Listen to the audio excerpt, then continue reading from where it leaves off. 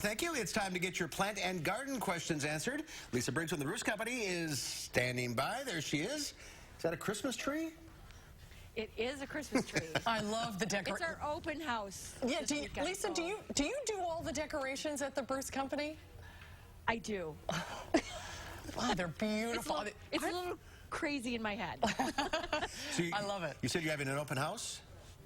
Yes, this weekend. So Thursday, Friday, Saturday, and Sunday. So come on out and see them. Well, the weather's Christmassy. But Jim and I thought we'd be in here. Yeah, the weather's Christmassy. Might as well enjoy the holidays, I guess. Absolutely. All right, let's go to the phones. We'll start with Sandra in Stoughton. Hi, Sandra. Hi. Hi, which question? What I have is, I guess, a lily. We call it a resurrection lily. After it dies, the plant itself, then the stalk comes up with a lily on it.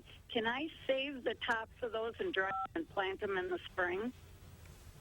You can leave the bulb in the ground. They're perfectly hardy here. So yes, so they're also called surprise lilies or naked ladies, and they do send up foliage in the spring and then dies back, and then the flower comes up in the late summer. So if you want to take the flower stalk and dry it, it takes a really long time for them to come to seed, for seed to be viable, but you can leave the bulb right in the ground. It will be fine and will come up next spring. All right. Let's go to Barb in Wanakee. Hi, Barb. Hi. Hi, which question? Yeah, I got a calla lily for Mother's Day, and I wondered if I can just keep it in the pot all winter, because it does bloom, and then it'll kind of die off. It does need a chill period to flower. Calla lilies are kind of odd. They're a bulb that is foliage hardy here, but the flower buds are not. So if you want it to flower next year, you need to take it out of the soil and save it like you would, a begonia or a gladiola or something like that. So let it dry out, take the foliage off, and put it in an airy, dry place, and then replant it in the spring. All right, very good. Thank you for calling. Let's go to Patty in Partyville. Hi, Patty. What's your question? Hi. I have an African violet plant that looks like it's actually two separate plants in one pot, and I wondered how I would go about splitting that, or if I can even split it. You can't split African violets, but they are super easy to make new plants by cutting the leaves in half and then setting them in a pot of moist, sterile medium, and then you'll get little baby plants that'll come along the edge of that cut leaf, but you can't really split them. So you'll just have to leave it like it is. If you want to propagate it, do some leaf cuttings. Okay. Let's go to Nancy in Stoughton. Hi, Nancy. Hi. I have a question about peony roots. Okay, go ahead. Can I keep them, or do I have to get them planted? Oh, so you have them, you got them Yeah, they're out of the ground. in the I fall? moved, so I took them with me. Okay. And I planted some of them, but I still have some left.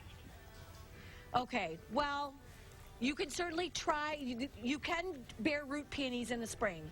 So I would treat them like a summer blooming bulb. So in a box of like peat moss or something like that, medium, dry, airy, cool place, and then replant them in the spring. So that's probably your best bet at this time of year. It's too late to put them right into the ground.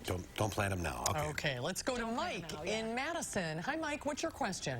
Yeah, I've got a question. I've got creeping Charlie, or ground ivy, as they call it, in my lawn so bad that it's been bad every year. It's getting worse.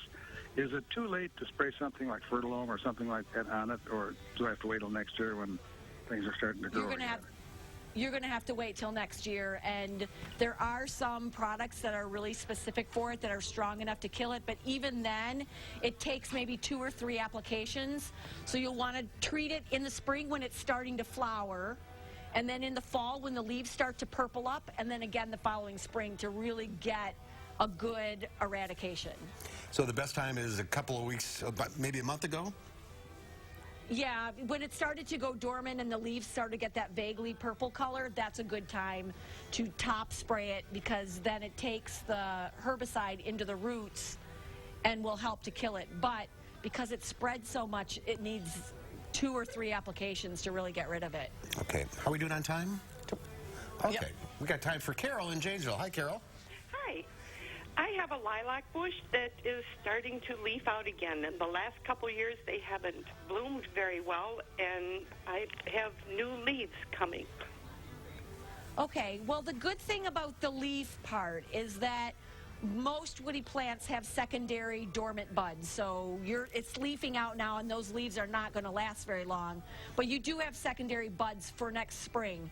As far as the flowering is concerned, lilacs like a lot of sun, and they like very low fertilizer. So a lot of times they're in the lawn and people will fertilize their lawn. You might need to do a little bit of renewal pruning to sort of cut it back and re-stimulate the growth from the base. Come on into the store and we'll talk you through the process. Okay. A little hard to describe on television. All right, we are out of time. Thanks for everyone for calling in. Lisa, thank you. Happy holidays. Thank you, Lisa. You guys too. We'll see you later. soon. We'll have a recap of your weather coming up.